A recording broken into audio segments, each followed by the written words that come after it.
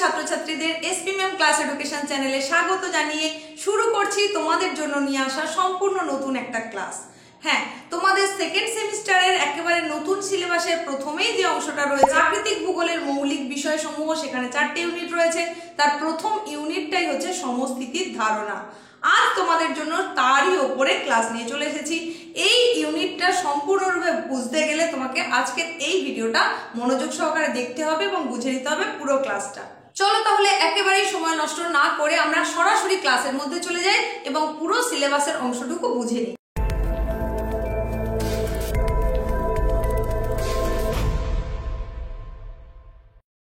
এখানে তোমরা দেখতে পাচ্ছ সম্পূর্ণটা তোমাদের দেখিয়ে দিচ্ছি। এই অংশ থেকে তোমাদেরকে কি পড়তে হবে দেখো, তোমাদের প্রথমেই বললাম যে অংশটা রয়েছে সেটা হচ্ছে প্রাকৃতিক ভূগোলের মৌলিক বিষয়সমূহ। এই যে অংশটা, এই অংশের মধ্যে অনেকগুলো ইউনিট রয়েছে।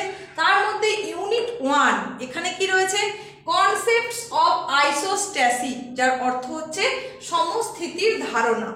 এই যে কনসেপ্ট অফ আইসোস্ট্যাসি বা সমস্থিতির ধারণা, এই অংশটা এসে মানে ইউনিট 1-এ তোমাদেরকে কি কি পড়তে হবে, তার ভিতরে কি কি অংশ রয়েছে, সেখানে তোমাদের 4টে জিনিস রয়েছে।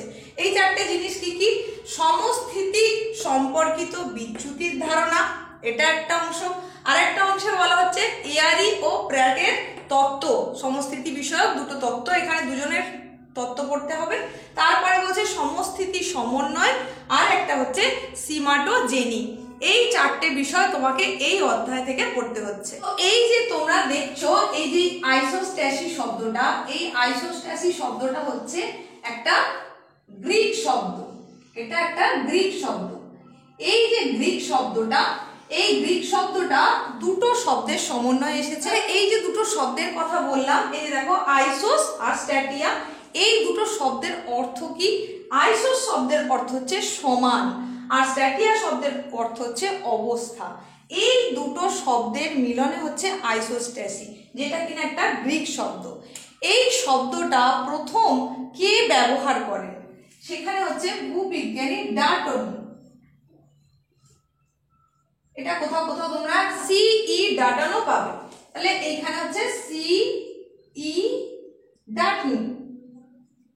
এই যে ভূবিজ্ঞানীটার কথা বললাম, এই ভূবিজ্ঞানী কোন সময় এই শব্দটা ব্যবহার করেন না 1889 সালে তিনি প্রথম এই প্রতিশব্দটিকে ব্যবহার করেন। কোনটিকে, সমস্থিতি বা আইসোস্ট্যাসি। এই আইসোস্ট্যাসি কথাটিকে প্রথম ব্যবহার করেন সিই ডাল্টন 1889 খ্রিস্টাব্দে। এই জায়গাটা কেন বারবার জোর দিচ্ছি, কারণ এখান থেকে কিন্তু তোমার 1 মার্কের প্রশ্ন হতে পারে। তো এই যে আইসোস্ট্যাসি কথাটা কোথা থেকে এলো, তার উৎপত্তি কোথা থেকে হলো, সেটা তোমাদেরকে মোটামুটি একটা ধারণা দেওয়ার চেষ্টা করলাম। এবার আসি সমস্থিতি বা আইসোস্ট্যাসি আমরা কাকে বলবো। এখানে তাহলে দেখো আমরা সমস্থিতি কাকে বলবো সেটা তোমাদের দেখিয়ে দিই। যে নিয়মে ভূত্বকের বিভিন্ন অংশ বিভিন্ন উচ্চতায় ভারসাম্য বজায় রেখে অবস্থান করে, তাকেই বলা হয় সমস্থিতি বা আইসোস্ট্যাসি। আরো একবার দেখে নাও, যে নিয়মে ভূত্বকের বিভিন্ন অংশ, ভূত্বকের বিভিন্ন অংশ হতে পারে সেটা পর্বত, হতে পারে মালভূমি, সমভূমি, নিম্নভূমি এলাকা, সমস্ত কিছুর কথা বলা হচ্ছে। তাহলে যে নিয়মে ভূত্বকের বিভিন্ন অংশ বিভিন্ন উচ্চতায় নিজেদের ভারসাম্য বজায় রাখে, সেই যে রেখে অবস্থান করে, সেই যে নিয়মটা, তাকেই বলা হয় থাকে সমস্থিতি বা আইসোস্ট্যাসি।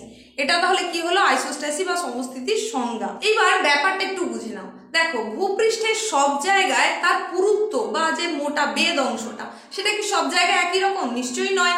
তাহলে কি রকম না, ভূপৃষ্ঠের যে অংশে পার্বত্য অঞ্চল রয়েছে সেইখানকার শিলার পুরুত্ব বা বেদ সেটা কি হবে, অনেক বেশি হবে। কিন্তু যেটা অবনমিত এলাকা, মহাসাগর এলাকা, সেখানকার পুরুত্ব, সেখানকার শিলার বেদ কেমন হবে, অনেকটাই কম হবে। কিন্তু তবুও তাদের মধ্যে একটা ভারসাম্য বজায় থাকে। শিলাস্তরের এই যে বিভিন্ন অংশে কোথাও পুরু, কোথাও বা লঘু পুরুত্বযুক্ত শিলাস্তর দেখা যাচ্ছে, তাহলে সেখানে ভূমিরূপের মধ্যে নানান বৈষম্য দেখা যেতে পারত, কিন্তু সেরকমটা হয় না। ভারী পাত, হালকা পাত, সেখানে উচ্চভূমি, নিম্নভূমি, এই সব কিছুর মধ্যে একটা স্থিতাবস্থা বজায় থাকে, একটা সুন্দর ভারসাম্য বজায় থাকে। এই যে প্রক্রিয়া, সেটাই হচ্ছে সমস্থিতি বা আইসোস্ট্যাসি। এইবার দেখো, ভূপৃষ্ঠস্থ এই যে পাহাড়, পর্বত, মালভূমি, সমভূমি, এইগুলো কিন্তু ভাসমান অবস্থায় রয়েছে। কিভাবে? তোমরা ক্লাস 8 আগেই পড়ে চলে এসেছো, গুরুমণ্ডলের যে ঊর্ধ্ব সীমা সেখানে কি রয়েছে? অ্যাসথেনোস্ফিয়ার। সেই অ্যাসথেনোস্ফিয়ারের ওপরে কিন্তু ভাসমান অবস্থায় রয়েছে ভূমিরূপের এই অংশগুলো, মানে পাহাড় পর্বত, মালভূমি, সমভূমি প্রভৃতি অংশগুলো। অ্যাসথেনোস্ফিয়ারটা কিরকম? সান্দ্র। এই সান্দ্র অংশের ওপরে কিভাবে রয়েছে না, এখানে একটা সূত্রের কথা বলা হচ্ছে, সেটা হচ্ছে আর্কিমিডিসের প্লবতা সূত্র।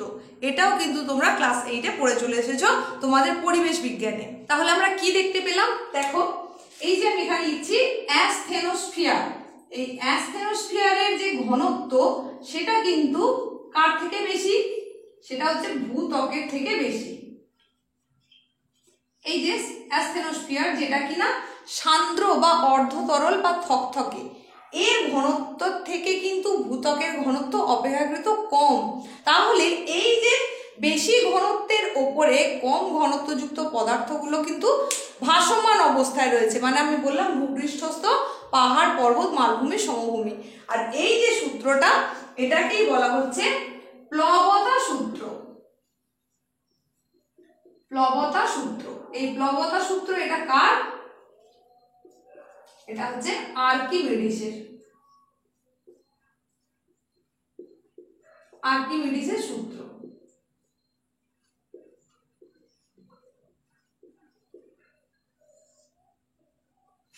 এইগুলো কিন্তু তোমাদের পাঠ প্রশ্ন হিসেবে আসতে পারে, সেই জন্য আরো বারবার করে বলে দিচ্ছি। তোমাদের যেহেতু এখন এমসিকিউ টাইপের কোনো প্রশ্ন থাকবে না, সবই 2, 3 অথবা 5 মার্কের প্রশ্ন, তবে সেখানে পাঠ প্রশ্ন থাকতে পারে, মানে 3 নম্বরের প্রশ্ন হয়তো 1+2 এরকম থাকতে পারে। তো তাহলে প্লবতা সূত্রটা কার? আর্কিমিডিসের। তাহলে দেখো, এই যে আর্কিমিডিসের প্লবতা সূত্র, এই সূত্র অনুযায়ী কি? সূত্রটা কি? তরল পদার্থের উপর ভাসমান কোনো বস্তু তার আয়তনের সমান ভরের তরল অপসারিত করে এবং সেই তরলের উপরে বস্তুটি ভাসমান অবস্থায় থাকে। এটা হচ্ছে এই প্লবতা সূত্র, যেখানে তোমরা উদাহরণ হিসেবে হয়তো পড়েছিলে যে পুকুরের জলে কিভাবে কড়াই ভাসে, লোহার কড়াই কি করে জলের উপর ভাসে। এইখানে তাহলে এই যে জল যেটা, সেটা তুমি ধরে নাও, আমাদের এই যে সমস্থিতি আমরা পড়ছি, ওখানে যেমন তুমি পুকুরের জল পড়েছিলে, এখানে ধরে নাও ওটাই হচ্ছে অ্যাসথেনোস্ফিয়ার। আর ওখানে যেটা তুমি লোহার কড়া বা লোহার কড়াই পড়েছিলে, সেটাই হচ্ছে আমাদের এই মহাদেশীয় ভূত্বক বা ভূপৃষ্ঠ। তাহলে সেটা মানে প্লবতা সূত্র অনুযায়ী তো ওই জলের ওপরে লোহার কড়াটা ভেসে থাকতে পারছিল, ঠিক তেমনি অ্যাসথেনোস্ফিয়ারের ওপরেও কিন্তু ভূপৃষ্ঠ ঠিক একই নিয়মে থাকতে পারছে ভাসমান অবস্থায়। আশা করি তোমরা এই অংশটা সম্পূর্ণভাবে বুঝতে পেরেছো। তো এই জায়গাটায় আমরা তাহলে যেটা পড়লাম এতক্ষণ পর্যন্ত, সেটা হচ্ছে কনসেপ্ট অফ আইসোস্ট্যাসিস, সমস্থিতির ধারণা। আশা করি এই বিষয়টা নিয়ে তোমাদের কনসেপ্ট ক্লিয়ার হয়েছে। এরপরে আমাদের যেটা পড়তে হবে সেটা হচ্ছে সমস্থিতিজনিত বিচ্যুতি বা আইসোস্ট্যাটিক অ্যানোম্যালি। দেখো, এই যে অভিকর্ষজ বিচ্যুতির কথা বলছি বা সমস্থিতিজনিত বিচ্যুতির কথা বলছি, সেখানে তোমরা দেখো আমরা কি জানি, আমাদের পৃথিবীর যে আকার, সেই আকারটা কিন্তু সম্পূর্ণ গোল নয়। এখানে আমি প্রায় গোলাকার একটা আঁকার চেষ্টা করলাম, তো এই আকার কিন্তু নয়। তাহলে কি রকম? সেই আকারটা কিছুটা হচ্ছে অভিগত গোলকাকৃতি, অর্থাৎ এই রকম। অর্থাৎ তোমার উত্তর দক্ষিণ মেরু প্রদেশ কিছুটা চাপা এবং মাঝখানটা কিছুটা স্ফীত। এই যে আকার, সেটাকে বলা হচ্ছে পৃথিবীর অভিগত গোলকাকৃতি। এটা তোমরা জানো, তোমরা আগেই পড়ে চলে এসেছো। এই যে পৃথিবীর অভিগত গোলকাকৃতি হওয়ার কারণে কি সমস্যা না, দেখো পৃথিবীর উত্তর দক্ষিণ মেরু প্রদেশটা রয়েছে একটু চাপা, আর আমাদের মাঝখানটা হয়ে গেছে একটু স্ফীত। তো যদি এই রকম আকার হয়ে থাকে তাহলে কি সমস্যা হচ্ছে না, তাহলে এই জায়গাটায় যে সমস্যাটা হচ্ছে, এই যে মাঝ বরাবর যদি আমি একটা রেখা টানি, যেটাকে কিনা আমরা বলছি নিরক্ষরেখা, এই নিরক্ষরেখা বরাবর যদি আমি টানি, আর তাহলে কি হচ্ছে, আমাদের ভূকেন্দ্র বা পৃথিবীর কেন্দ্র কোনটা? এই অঞ্চলটা হচ্ছে পৃথিবীর কেন্দ্র। তো কেন্দ্র থেকে যত বেশি দূরত্ব বেড়ে যাবে, দেখো এই জায়গাটায় তো এখানে দূরত্বটা আরো বেশি আছে, এই জায়গাটায় কিন্তু দূরত্বটা আরো বেশি রয়েছে। ভূকেন্দ্র থেকে বা পৃথিবীর কেন্দ্র থেকে যে স্থানের দূরত্ব যত বেড়ে যাবে, তার অভিকর্ষজ মান তত কিন্তু কমতে থাকবে। এই যে অভিকর্ষজ বল কমে যাওয়ার কথা বলছি, এটা কিন্তু আমি বলছি না, কে বলেছেন? এটা বিজ্ঞানী নিউটন বলেছেন। বিজ্ঞানী নিউটন তার অভিকর্ষজ বলের তত্ত্বে এই কথাই বলেছেন যে পৃথিবীর কেন্দ্র থেকে কোনো বস্তু যত দূরে সরে যাবে এবং কোনো বস্তুর উচ্চতা যত বেড়ে যাবে তার অভিকর্ষজ বলের মান তত কমে যাবে। তাহলে এখানে আমরা কি দেখলাম, এখানে যদি পৃথিবীর কেন্দ্র হয়, এখান থেকে নিরক্ষীয় অঞ্চল বরাবর এই এলাকার দূরত্ব কি হয়েছে, বেড়ে গেছে। তার ফলে এখানকার অভিকর্ষজ বল অপেক্ষাকৃত কম হবে। কোথাকার তুলনায়? এই যে জায়গা দুটো দেখো, এখানে আমাদের মেরু প্রদেশ অঞ্চলগুলো কিন্তু অপেক্ষাকৃত চাপা, সুতরাং এর দূরত্বটা এর থেকে কি হলো, কম। তার ফলে এই জায়গাটার অভিকর্ষজ বল অবশ্যই বেশি হবে। আবার যে বস্তুর উচ্চতা কম হবে তারও অভিকর্ষজ বল বেশি হবে।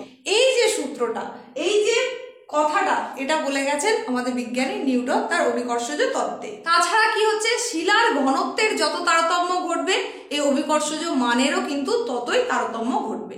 এক্ষেত্রে তাহলে আমরা কি দেখতে পাচ্ছি, এক্ষেত্রে এই যে উচ্চতা আর একটা জিনিস কি বললাম, ঘনত্ব, এই উচ্চতা আর ঘনত্ব এদের মধ্যেকার যে সম্পর্ক সেটা কিরকম, সেটা হচ্ছে ব্যস্তানুপাতিক।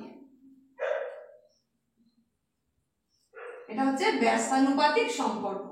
তাহলে ব্যস্তানুপাতিক মানে ঠিক উল্টোটা অর্থাৎ কিরকম না, এখানে ব্যস্তানুপাতিক মানে হচ্ছে যে ভূমিভাগের উচ্চতা যত বেশি হবে তার ঘনত্ব হবে তত কম, আবার যে ভূমিভাগের উচ্চতা যত কম হবে তার ঘনত্ব হবে সব থেকে বেশি।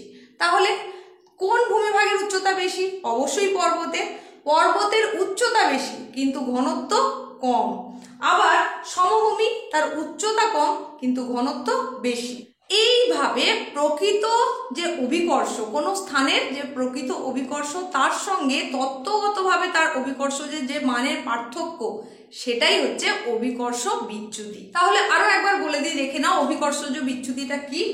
কোনো স্থানের প্রকৃত অভিকর্ষ আর তার সঙ্গে তত্ত্বগতভাবে যে অভিকর্ষজ মান হওয়া উচিত, এই দুটোর মধ্যেকার যে পার্থক্য সেটাই হচ্ছে অভিকর্ষজ বিচ্যুতি বা গ্র্যাভিটি অ্যানোমালি। এইবার দেখো, এই যে আমরা অভিকর্ষজ বিচ্যুতির কথা বললাম সেটা আবার দুটো ভাগে বিভক্ত। সেই দুটো ভাগ কি কি? একটা হচ্ছে ধনাত্মক অভিকর্ষজ বিচ্যুতি, ধনাত্মক অভিকর্ষজ বিচ্যুতি, আর একটা হচ্ছে ঠিক তার উল্টোটা অর্থাৎ ঋণাত্মক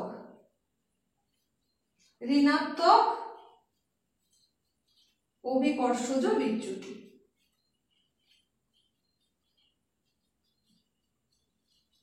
এই দু ধরনের আবার অভিকর্ষজ বিচ্যুতি লক্ষ্য করা যায়। তাহলে কোনটাকে কি বলবো, মানে কোনটাকে ধনাত্মক অভিকর্ষজ বিচ্যুতি বলবো আর কোনটাকে ঋণাত্মক বলবো? এখানে দেখো, এই যে ধনাত্মক অভিকর্ষজ বিচ্যুতি সেটা কি, মানে কাকে বলবো?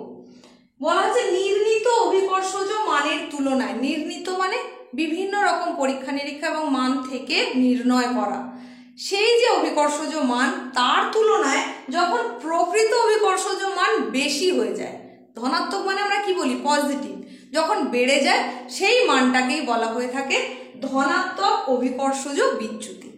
আর ঋণাত্মক অভিকর্ষজ বিচ্যুতি তাহলে কি হবে, ঠিক তার উল্টোটা। আমি এখানে তাই শুধুই কম লিখেছি, মানে কি হবে, নির্ণীত অভিকর্ষজ মানের তুলনায় যখন প্রকৃত অভিকর্ষজ মান কমে যাবে তখন তাকে বলা হবে ঋণাত্মক অভিকর্ষজ বিচ্যুতি। এবার কোথায় দেখতে পাবো আমরা এগুলো? এই যে দুরকম বিচ্যুতির কথা বললাম, কোথায় দেখা যাবে? এখানে দেখো আমি লিখেছি ধনাত্মক অভিকর্ষজ বিচ্যুতি কোথায় দেখা যাচ্ছে, সাগরের তলদেশে। তাহলে সাগরের তলদেশে অপেক্ষাকৃত বেশি ঘনত্বযুক্ত যদি শিলার অবস্থান দেখা যায় সেখানে কিন্তু ধনাত্মক অভিকর্ষজ বিচ্যুতি লক্ষ্য করা যাবে। আবার কি হয়, এই যে ঋণাত্মক অভিকর্ষজ বিচ্যুতি, এটা তাহলে আমরা কোথায় দেখতে পাবো? এটা আমরা দেখতে পাবো পার্বত্য ভূমি বা উচ্চ মালভূমি এলাকায়। সেখানে কি হচ্ছে, অপেক্ষাকৃত কম ঘনত্বযুক্ত শিলা যদি লক্ষ্য করা যায় তাহলে সেখানে ঋণাত্মক অভিকর্ষজ বিচ্যুতি পরিলক্ষিত হবে। এবার দেখো, আমরা এই যে অভিকর্ষজ বিচ্যুতির কথা বলছি, এই অভিকর্ষজ বিচ্যুতির কথা প্রথম কে বলেছিলেন? স্যার আইজ্যাক নিউটন, যিনি মহাকর্ষ সূত্র আবিষ্কার করেন। কিন্তু এই জায়গায় কি সমস্যা তৈরি হলো না, নিউটন দেখলেন যে পৃথিবীর এই যে অভিগত গোলকাকৃতি তার কারণে অক্ষাংশ ভেদে বিভিন্ন জায়গার অভিকর্ষজ মান হয় বিভিন্ন রকম। নিউটন এই বিভিন্ন যে অভিকর্ষজ মান সেটা নির্ণয় করার চেষ্টা করেছিলেন, কিন্তু কি হচ্ছে, ওনার সময়কার যে যন্ত্রপাতি সেগুলো বিভিন্ন প্রাচীন যন্ত্রপাতি বা অনেক পুরানো হওয়ার কারণে এই যে ব্যবস্থাটা সেটা ঠিকঠাকভাবে মান নিতে পারছিল না, মানে অভিকর্ষজ মানটা ঠিকভাবে সংগ্রহ করতে সমর্থ হচ্ছিল না। পরবর্তীকালে কি হলো না, 1735 খ্রিস্টাব্দে ফরাসি একাডেমি তারা কি করলো,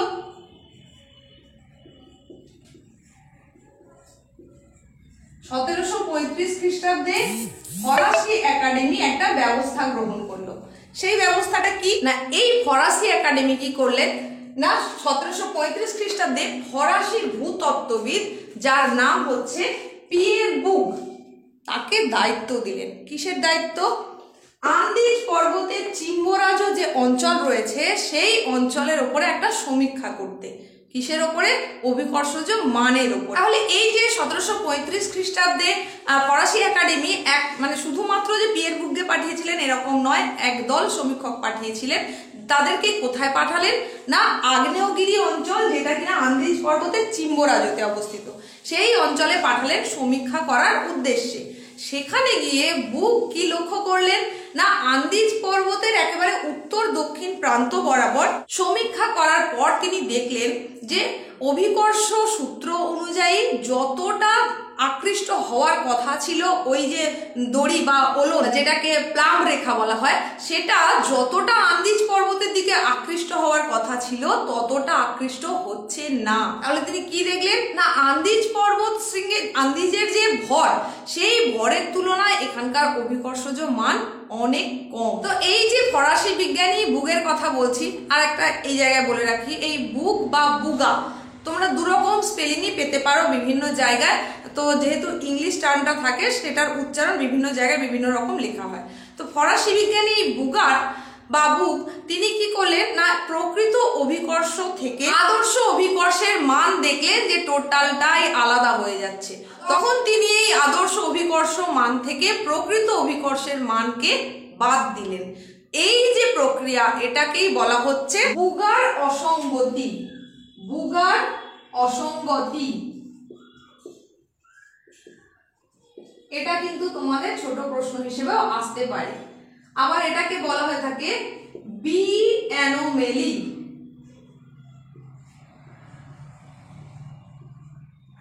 বি অ্যানোমেলি, এই যে টোটাল কথাটা, তাহলে এটা ছোট প্রশ্ন হিসেবে আসতে পারে, বুগার অসঙ্গতি কি বা বি অ্যানোমেলি বলতে কি বোঝো।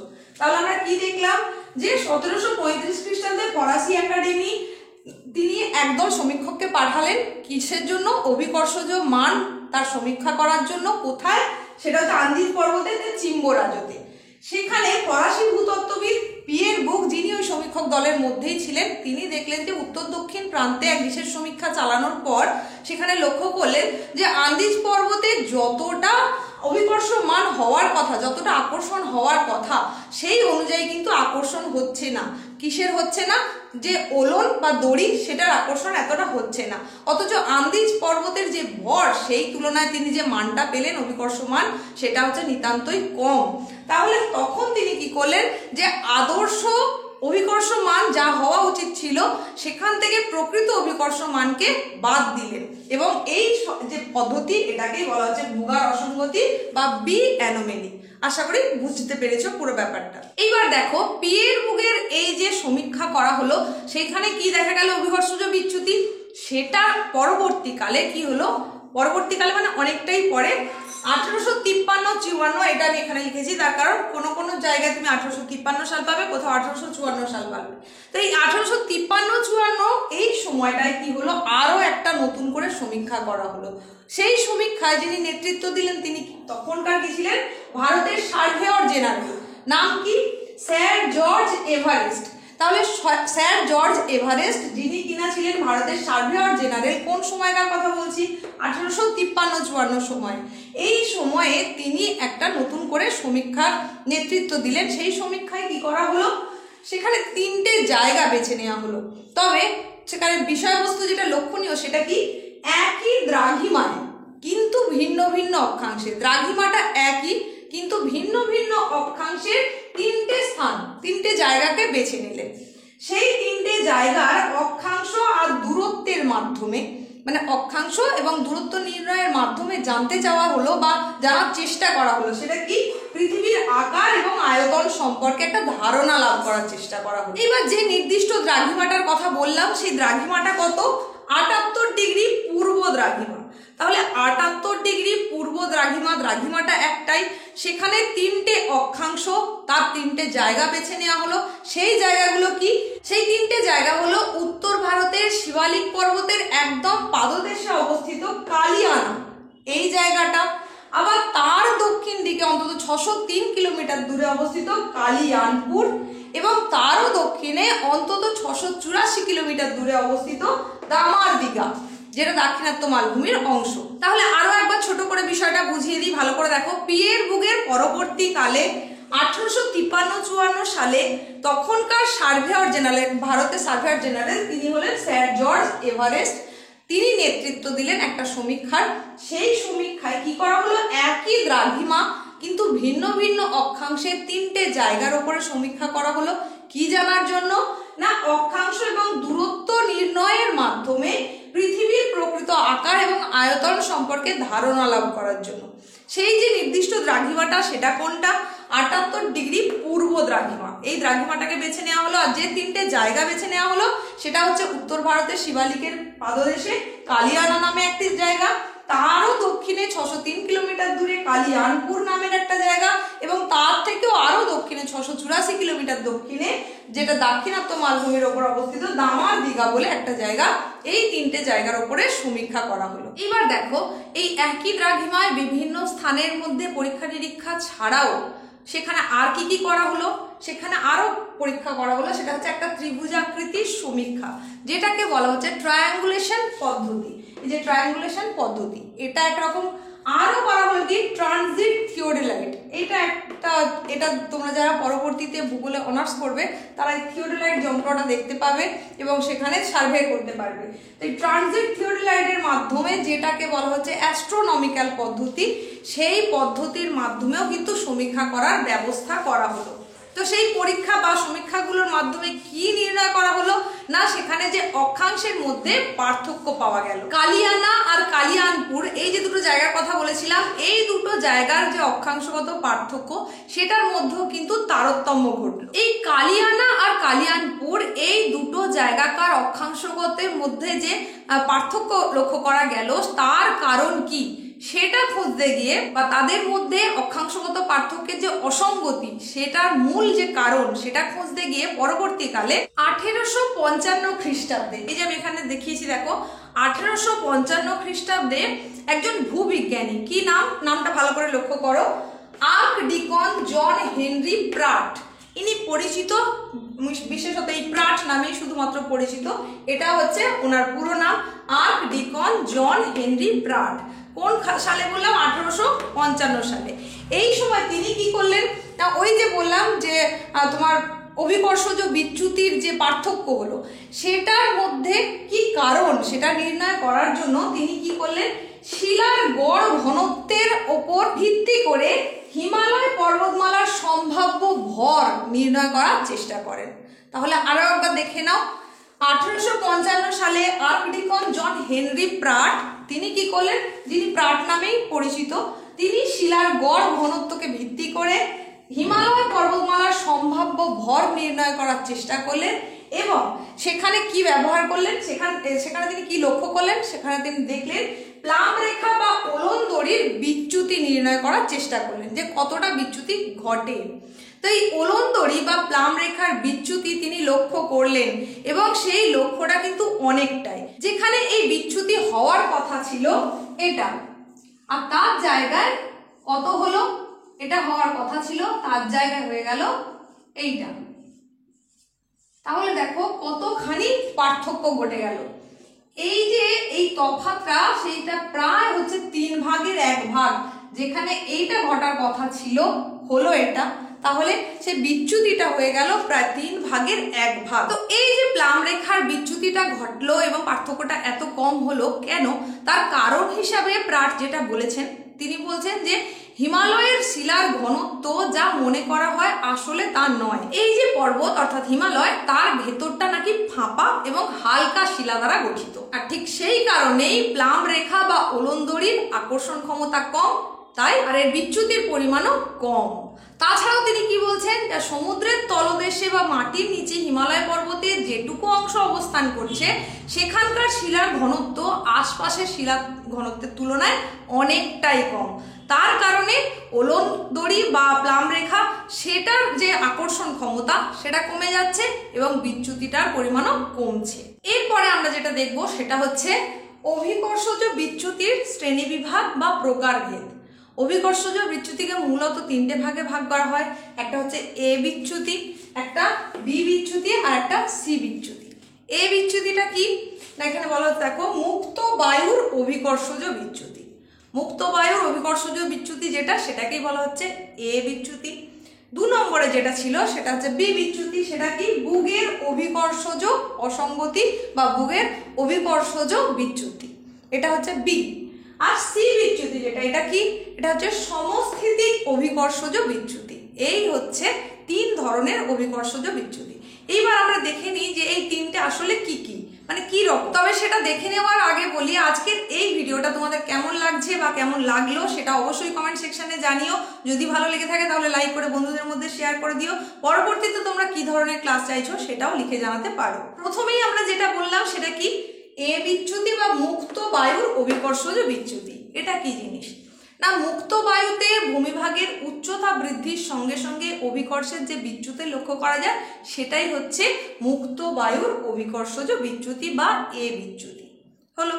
এরপরে সেকেন্ড যেটা, সেটা হচ্ছে বি বিচ্যুতি বা বুগের অভিকর্ষজ অসঙ্গতি বা অভিকর্ষজ বিচ্যুতি। সেটা কি আমরা তো আগেই জেনে চলে এসেছিলাম যে একটা নির্দিষ্ট পাওয়া মান আর প্রকৃতপক্ষে যা মান হওয়া উচিত ছিল, এই দুটোর অন্তরফলই হচ্ছে বি বিচ্যুতি বা বুগের অভিকর্ষজ বিচ্যুতি। এরপর দেখে নিই সি বিচ্যুতি বা সমস্থিতিক অভিকর্ষজ বিচ্যুতি। এটা আসলে কি জিনিস, দেখো ভূমিভাগের ওপরের কোনো স্থান, সেই স্থানের অক্ষাংশ, দ্রাঘিমা, তার উচ্চতা, আশপাশের উচ্চভূমি এলাকা এবং তার সমস্থিতির জন্য সমস্ত ধরনের যা সংশোধন প্রয়োজন, তারপরেও পর্যবেক্ষণের মাধ্যমে যে অভিকর্ষজ মান পাওয়া যায়, অর্থাৎ প্রাপ্ত অভিকর্ষজ মানের মধ্যে যে অসঙ্গতি লক্ষ্য করা যায় সেটাই হচ্ছে সমস্থিতিক অভিকর্ষজ বিচ্যুতি বা সি বিচ্যুতি। তো এই যে 3 ধরনের বিচ্যুতির কথা বললাম এ বি সি, এটার মধ্যে কিন্তু অনেক সময় পার্থক্য আসে, মানে 3 মার্কের প্রশ্ন হিসেবে এসে থাকে, তাহলে তোমাদেরকে সেইভাবেই কিন্তু লিখতে হবে। তো এই শ্রেণী বিভাগ বলার সঙ্গে সঙ্গে তোমাদের যেটা বলে দিতে চাই সেটা হচ্ছে এই যে সমস্থিতি রয়েছে কিনা তার কি প্রমাণ, সেই প্রমাণ হিসাবে 2-একটা উদাহরণ তোমাদের বলবো। প্রথম যে উদাহরণটার কথা তোমাদের বলবো সেটা হচ্ছে হিম যুগে যে বিপুল পরিমাণ হিম রাশি সেটা গলে যাওয়ার জন্য কি হলো, ভার বা বোঝাটা লাঘব হলো, কমে গেল। এর ফলে সমস্থিতির জন্য কি করতে হবে, ভারসাম্য বজায় রাখতে হবে। তার জন্য কানাডার দক্ষিণ পূর্বাংশে এবং আমেরিকা যুক্তরাষ্ট্রের মেইন রাজ্যে বেশ কিছু ভূমিভাগের উত্থান ঘটেছে। তাহলে একটা জায়গায় আমরা দেখছি অবনমন ঘটছে, হিমরাশি গলে যাচ্ছে, আবার সেই ভারসাম্যটা বজায় রাখার জন্য কোনো একটা জায়গার ভূমিভাগ উত্থিত হচ্ছে। তাহলে অবশ্যই বোঝা গেল এটা হচ্ছে সমস্থিতির প্রমাণ। সেকেন্ড উদাহরণ হিসেবে যেটা তোমাদের বলবো, এই আমেরিকা যুক্তরাষ্ট্রের দক্ষিণ পশ্চিমাংশে একটা হ্রদ হচ্ছে বনভিল হ্রদ।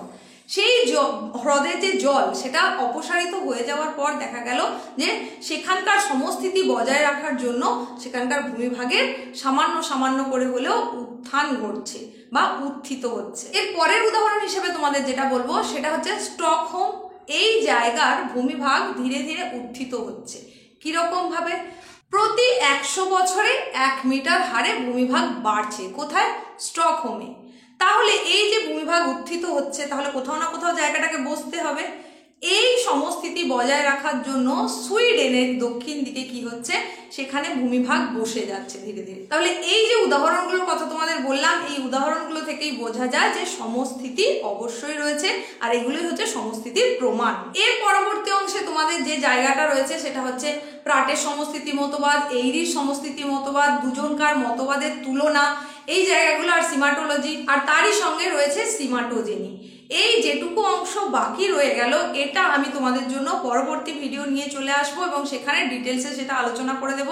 আজকের ভিডিওটা হয়তো এমনিতেই লং হয়ে যাচ্ছে, তো সেখানে আপলোড দেওয়ার একটা সমস্যা থেকে যায়, তাই এটা পার্ট 1 হিসাবে তোমরা পেয়ে যাবে।